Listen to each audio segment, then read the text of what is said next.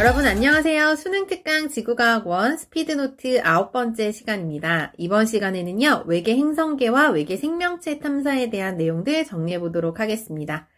자, 우선 첫 번째로 외계 행성계 탐사와 관련된 내용은요, 핵심적인 내용이 딱 정해져 있어요. 우리가 직접 관측보다는 간접적인 방법들을 통해서 외계 행성을 찾게 되는데, 그 방법 3가지를 여러분들 정확하게 정리해 두는 것이 중요합니다. 첫 번째는 중심별의 시선 속도 변화라고 해서 보통 우리가 도플러 효과라고 부르는 그 방법을 이용해서 행성을 찾는 방법, 그 다음에 식현상을 이용하는 방법과 그리고 미세중력 렌즈 현상을 이용하는 요 3가지 방법에 대해서 정확한 그 방법을 이해하고, 그 다음에 어떤 조건에서 유리한지 그런 내용들까지 다 같이 정리해 둬야 되는 그런 내용들입니다. 그래서 우선 중심별의 시선속도 변화 관련해서는요, 우리가 별을 관측을 할 때 이 별이 나에게 접근하거나 후퇴할 때 이제 청색 편이 또는 이제 적색 편이 이런 것들이 스펙트럼상에 나타나게 되고, 이것은 별이 접근 또는 후퇴, 그러니까 움직임이 있다라는 뜻이죠. 그래서 이 별의 움직임을 통해서 주변에 행성이 존재하고 있구나, 공통질량 중심으로 이렇게 공전할 경우에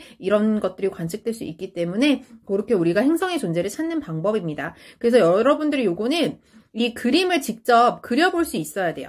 직접 공통질량 중심으로 행성과 별이 돌아가는 그 공전 궤도를 직접 그려보시고요. 방향도 한번 표시해 보고요. 그리고 이때 주의해야 될 게 행성과 별의 공전 주기는 같다라는 거. 같은 시간 동안 한 바퀴 공전하는 거거든요. 그 점 주의하시길 바라고요. 지금 요 수능 특강에 나와 있는 요 그림 자료를 통해서 알 수 있는 점은 지금 별의 공전 방향을 요 스펙트럼 자료를 통해서 판단한 다음에 행성의 공전 방향도 우리가 찾을 수 있거든요. 그래서 여기서는 니은 방향으로 행성이 공전하고 있다라는 사실을 알 수가 있습니다. 그래서 요 방법은 어떨 때 유리하냐? 행성의 질량이 크면 클수록 별을 좀 크게 흔들 수가 있거든요. 그래서 행성의 질량이 큰, 그런 존재감이 큰 행성일수록 이 시선 속도 변화를 통해서 찾을 수 있는 네, 좀 유리하다. 그렇게 정리하시면 되겠고요. 특히 중요한 내용이 이 행성의 공전궤도면이 관측자의 시선 방향에 거의 나란할수록 발견이 쉽다라는 거죠. 만약에 내 시선 방향의 공전궤도면이 정확하게 딱 수직을 이룬다고 한다면 이 별이 나로부터 접근하거나 후퇴하는 성분이 없기 때문에 그럴 때는 이 방법을 적용하기가 어렵겠죠. 그래서 이런 조건이 필요하다라는 거 정리해 두시면 되겠고요. 그 다음에 이제 식현상을 이용하는 방법은 별 앞을 행성이 지나갈 때 이 별빛을 좀 가리는 거죠. 그래서 별의 밝기가 이런 식으로 변하는 사실을 우리가 발견을 하게 되고, 이것이 주기적으로 나타나는 거예요. 이렇게 최소값을 보이다가 또 시간이 지나서 또다시 이런 식현상이 나타난다라든지 이렇게 주기적으로 반복되는 걸 보고 우리가 이 별 주위에 행성이 있구나라는 걸 알 수가 있습니다. 이 경우에는 행성의 반지름이 클수록 많은 면적을 가리죠. 그러니까 이 밝기 변화 폭이 더 커지기 때문에 그럴 때 발견이 쉽다라는 특징이 있습니다. 그리고 이 도플러 효과와 마찬가지로 이 경우도 행성의 공전궤도면이 관측자의 시선 방향에 거의 나란할 때 식현상이 나타날 수 있거든요. 완전히 수직이라고 한다면, 만약에 행성이 이렇게 돈다라고 한다면 별을 가릴 리가 없겠죠. 그럴 때는 식현상이 나타나지 않습니다. 그래서 이런 환경에서 발견될 수 있다라는 거고요. 이 그래프 관련해서 이제 좀 어렵게 문제가 나올 수가 있어요. 그래서 뭐 반지름이 클수록 A 값이 어떻게 변하는지, 그 다음에 행성의 공전 속도에 따라서 여기 지금 시기 지속되는 시간과 관련된 이런 값들이 어떻게 변하게 되는지 그런 내용들 디테일하게 물어볼 수 있으니까요. 정확한 내용을 여러분들 알고 있어야겠고요. 그 다음에 미세중력 렌즈 현상 같은 경우는 주의해야 될 점이 뒤쪽에 있는 별 B, 요 별의 밝기 변화를 통해서 앞쪽에 있는 별 A의 행성의 존재 여부를 알 수 있다라는 점, 그 점을 주의하셔야겠고요. 이 미세중력 렌즈 현상 같은 경우는 행성의 공전궤도면이 내 시선 방향에 어떻든 상관이 없어요. 수직해도 괜찮고 나란해도 괜찮고 비스듬해도 괜찮고요. 왜냐하면 중력만 있으면 이 방법을 통해서 발견할 수 있는 거거든요. 그래서 공전궤도면의 각도는 상관이 없다라는 거, 그 점이 특징적이고요. 그 다음에 주기적으로 나타나는 현상은 아니기 때문에 이렇게 자주 우리가 이 현상을 적용하기는 사실 쉽지는 않습니다. 그래서 어쨌든 이런 방법을 이용해서 또 외계 행성의 존재를 알 수 있다라는 거, 이런 불규칙한 밝기 변화를 통해서. 그 다음 이제 마지막 내용이 직접 관측이에요. 사실 직접 관측은 어렵습니다. 행성이기 때문에 이게 밝게 이렇게 보이진 않기 때문에 어렵지만, 이제 최근에 관측 기술이 많이 발달을 했고요. 그리고 적외선 영역으로 이제 보게 된다면 행성이 보일 수도 있어요. 그러니까 행성의 표면 온도가 좀 높으면 높을수록, 그리고 별과 행성 사이의 거리는 좀 멀수록, 그럴수록 좀 발견이 쉽다라는 특징이 있고요. 특히 뭐 중심별이 너무 밝아서 얘가 안 보이는 경우도 있기 때문에 중심별을 가리고 이렇게 관측을 한다라고 합니다. 그래서 여러분들이 이 외계 행성계 탐사 관련해서는요, 요 정도 내용 세 가지 요 방법들 정확하게 정리해 두시고, 그 다음에 요것들이 이제 섞여서 나올 때도 있거든요. 예를 들면 중심별의 시선 속도 변화와 식현상, 요것이 묶어서 출제되는 경향도 굉장히 높습니다. 그래서 그런 문제들 특히나 잘 풀어두기 바랍니다.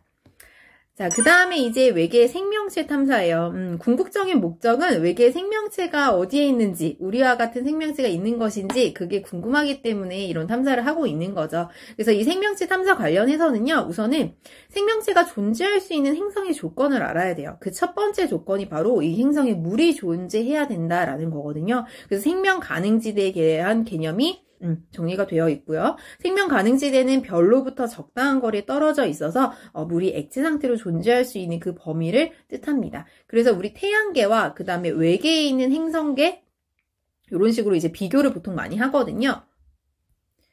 지금 이 경우는 태양계보다 생명 가능지대가 더 별에 가깝게 나타나고 있죠. 그 얘기는 이 별의 광도가 태양보다는 작을 것이다. 그렇게 여러분들이 별의 광도를 비교할 수 있으면 되겠고요.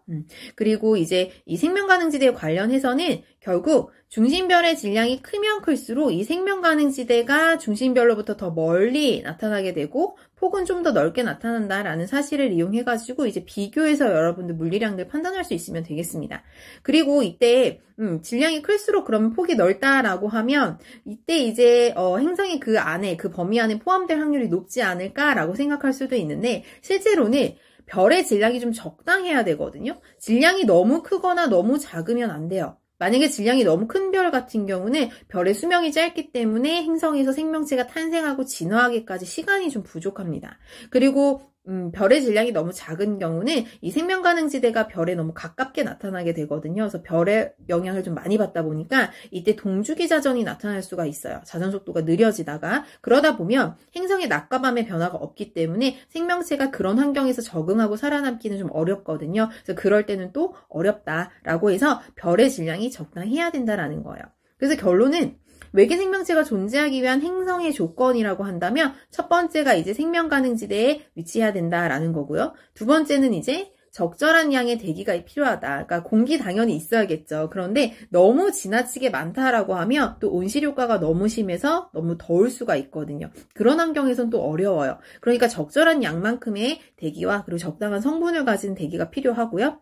그 다음에 자기장 같은 경우는 이제 우주로부터 오는 고에너지 입자들 이런 것들을 차단해주는 역할을 합니다. 방패막 역할을 해주고요. 그 다음에 뭐 적당한 질량의 중심별 여기는 여기 나와 있는 요 설명으로 여러분들 이해하시면 되겠습니다. 그래서 이런 조건을 만족하는 행성이 바로 지구인 거죠. 그러니까 지구는 수많은 별들 중에 적당한 질량을 가지는 태양과 같은 별, 그리고 그 별 주변으로부터 또 적당한 거리만큼 떨어져 있는 행성이 바로 지구입니다. 모든 게 적당하기 때문에 지금 우리가 이렇게 행성이 존재할 수 있다라고 이해하시면 되겠어요.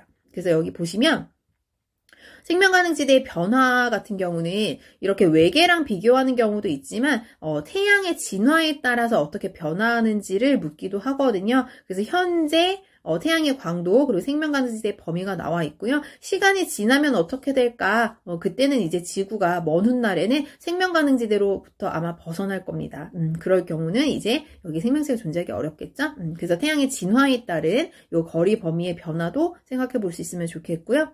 그 다음에 이제 외계 생명체를 탐사하는 방법은요, 세티 프로젝트라고 해가지고요, 이 전파망 환경을 이용해서 외계의 그 전파 신호를 잡으려는 노력을 하고 있습니다. 그래서 이런 방법들이 있고요. 그 다음에 직접 탐사선을 보내는 우주 탐사선, 그 다음에 관측을 통한 우주 망원경, 이런 방법들을 통해서 생명체를 우리가 지금도 찾고 있다. 라고 이 부분을 좀 간단하게 정리하셔도 충분할 것 같습니다. 그래서 여기까지 해서요, 우리 9단원 외계 행성계와 생명체 탐사에 대한 내용들 정리해 봤는데요. 내용이 아주 많지는 않으나 여기서 난도 높은 문제가 나온다면 외계 행성계 파트에서 아마 나올 거예요. 그러니까 정확하게 여러분들 이해하고 넘어가는 것이 중요하겠습니다. 그러면요, 선생님과는 또 다음 10번째 스피드노트 강의에서 만나도록 할게요. 여러분 이번 시간도 수고 많았습니다. 안녕.